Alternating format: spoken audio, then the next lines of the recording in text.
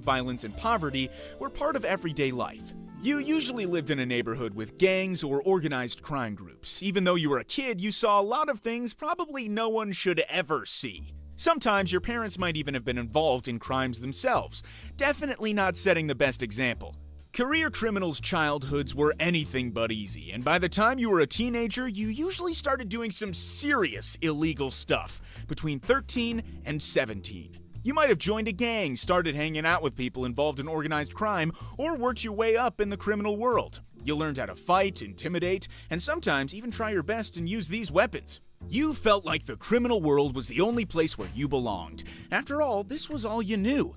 Now, you would probably think because of the nature of the job, putting your life at risk, killing people, and potentially spending the rest of your life in jail, that hitmen would make millions of dollars. Well, if you thought that, you would be, wrong.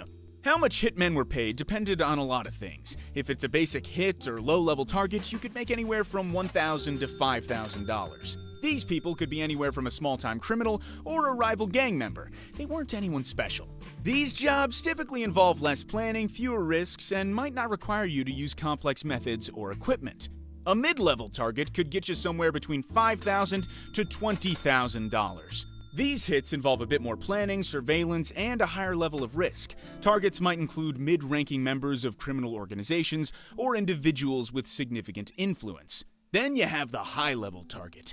These could get you between $20,000 to $100,000. These were a higher-risk target, such as a well-known gangster, a high-ranking corporate figure, or someone with strong political connections. These hits often require significant preparation, possibly including several weeks of surveillance, high-tech weapons, or even the assistance of a team.